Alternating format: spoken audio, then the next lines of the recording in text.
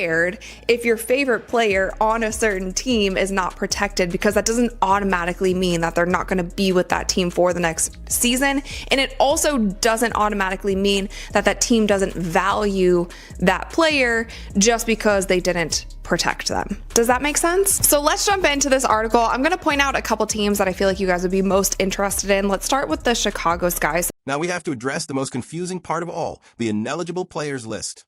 This is where even analysts admit things get murky. Natasha Howard is ineligible. Jewel Lloyd is ineligible. Jonquil Jones and Brianna Stewart are also ineligible, which is huge news for the Liberty. DeWanna Bonner, Kalia Copper, Skylar Diggins-Smith, and Nneka Agumike all appear on the list as well. The best guess? Veteran status and contract structure. These are established stars on long-term deals, and the CBA likely includes provisions preventing expansion teams from targeting them.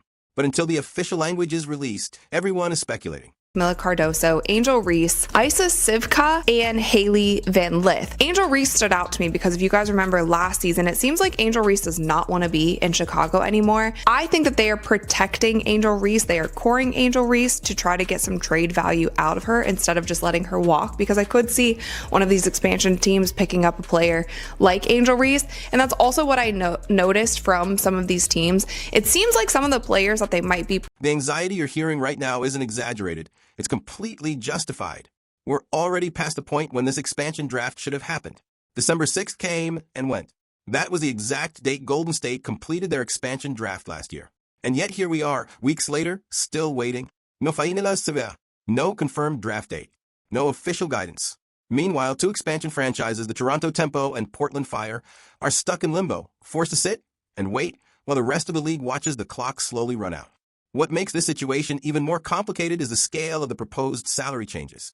The league has floated increases that would turn today's maximum salary of roughly $220,000 into the new minimum. Let that sink in.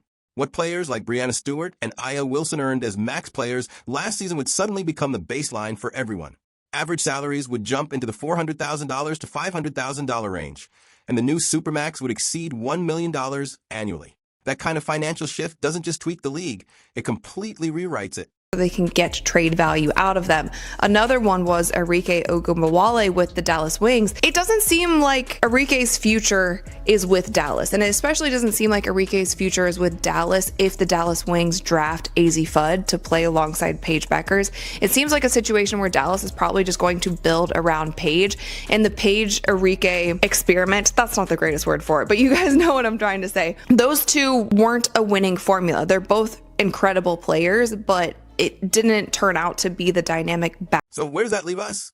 The WNBA is running out of real time, not hypothetical time. The expansion draft needs to happen. Free agency needs to open. Rosters need clarity. Training camps must be scheduled. Marketing plans need execution. Ticket sales need structure. All of that is frozen while everyone waits on a CBA that should already be done. ESPN's projections are educated guesses at best. They're based on rules that don't officially exist yet. And that's why this expansion draft is going to be chaotic. Teams will lose players they wanted to keep. Fans will be upset. Rosters will look dramatically different next season. Golden State fans should brace for heartbreak. Indiana fans should stay calm about Sophie Cunningham. Chicago fans should prepare for an Angel Reese trade. Dallas fans should expect a reshaped backcourt. And Toronto and Portland fans should be excited. They're about to get real WNBA talent. The real question isn't who gets protected. It's whether the WNBA can execute the most important off-season in its history without fumbling the moment.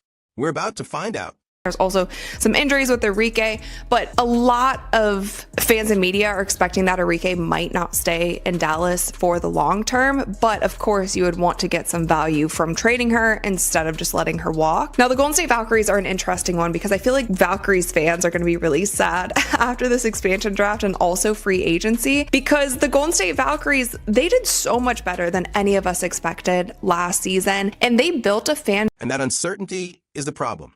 Even the people covering this admit they don't fully understand the eligibility rules yet. We don't even know for sure if the expansion draft will happen this year if the CBA isn't finalized. All of this is still fluid. What we do know is this. The new CBA is going to reshape the WNBA more dramatically than anything before it. Minimum salaries jumping from $60,000 to $220,000 overnight. Average salaries doubling. Superstars earning over $1 million per year. That changes everything. Role players will chase the biggest contract available. Veterans will prioritize financial security, And they should.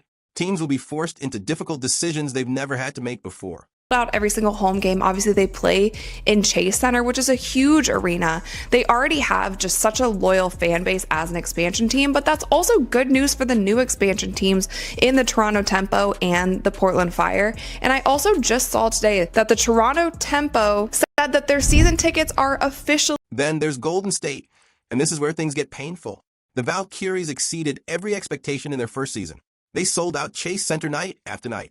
They built a passionate fan base instantly.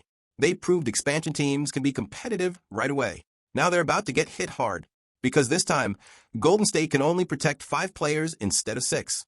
That one missing protection slot makes all the difference. Players like Monique Billings, who brought leadership, Temi Fagbennel, a key defensive piece, Tiffany Hayes, who came out of retirement, and Kate Martin, a rookie who ranked top 5 in jersey sales and became a fan favorite, are all vulnerable. Golden State has to make brutal choices while Toronto and Portland prepare to pick through a roster that just proved expansion success is possible. Season. I also wanted to talk about the ineligible players for this expansion draft because there's quite a few on this list and I don't even understand why. The only thing I can understand is maybe because they're veterans and maybe it has something to do with their contract. If you guys know, please let me know in the comments, but Natasha Howard is one who is ineligible. Joel Lloyd is also ineligible. Jonquel Jones and Brianna Stewart are ineligible, which is great for the New York Liberty, and also Dewana Bonner, Kalia Copper, and Skylar Diggins and Nneka Ogwumike. Now let's shift to Chicago because this is where strategy really becomes obvious. The Sky are protecting Angel Reese, and on the surface that feels strange. Anyone who followed Chicago last season could see the chemistry issues. Angel made it clear she was frustrated. The fit didn't look right. So why protect her? Simple, asset control. Chicago understands that they can't allow a player of Angel Reese's caliber to walk away for nothing. By protecting her, they maintain leverage. They preserve the ability to negotiate trades, extract picks or players, and maximize value while she's still on a rookie contract. It's the same calculation Dallas is making with Eric Ogunbowale. The Eric-Paige Bucher's backcourt experiment looks unlikely to continue. Dallas wants to build around Paige, especially if they land another top draft pick. But you don't let a 3-time All-Star walk for free. You protect her, shop her, and get something back. For you getting into the nitty gritty of all of this because this is still all speculation. We still don't even know if we are going to have an expansion draft this year if they don't get the CBA done. But I just wanted to give you guys a little update on what's going on in the expansion draft. And also, you guys, tomorrow starts Team USA training camp. So hopefully there will be some content that we can cover from that. Also, this weekend is the NBA Cup tournament. The Spurs are playing the Oklahoma City Thunder. I'm really excited about that because those are two of my favorite teams in the NBA. So I will be covering some. But here's the positive sign for Toronto and Portland. The Golden State model clearly works. When the Valkyries sold out season tickets, many wondered if it was just a Bay Area phenomena. That question has now been answered. Toronto announced this week that their season tickets are completely sold out before playing a single game, before even holding an expansion draft. That's the Caitlin Clark ripple effect spreading across the entire league. The WNBA's visibility exploded in 2024. Attendance records fell. TV ratings doubled and tripled. Merchandise sales skyrocketed. Expansion teams are now benefiting directly from that momentum. Team USA, if there's any other topics or things that you guys want me to cover during Radmas, please let me know in the comments below. Also, there will be some vlogs during Radmas too, which is really fun. I vlogged in New York. I'm editing that one currently. But with all of that, you guys, thank you so much for watching. Let me know all of your thoughts in the comments below. Thumbs up this video if you enjoyed it. Click that little subscribe button because we upload new videos every single week. And with that, I'll see you. And that's exactly why predicting this expansion draft right now is such a mess. ESPN recently released projected protected player lists, and fans immediately panicked over who was left exposed. But most people are missing the real point. This isn't about which players teams value emotionally or on the court. It's about contract structures, free agency status, and financial leverage. Take Indiana as the perfect example. Their protected list includes Aaliyah Boston, Caitlin Clark, Lexi Hull, Kelsey Mitchell, and Michaela Timpson. Fans freaked out when they saw Sophie Cunningham unprotected. But here's the reality. Sophie is an unrestricted free agent. Unless an expansion team believes she's a true core player worth a max deal, she's unlikely to be selected. And if she is selected and gets that max contract, that's a win for her. The same logic applies to players like Erica Wheeler, Tiara McCowan, Damaris Dantas, and Katie Lou Samuelson. They aren't unprotected because teams don't value them. They're unprotected because their contract status already limits what expansion teams can realistically do.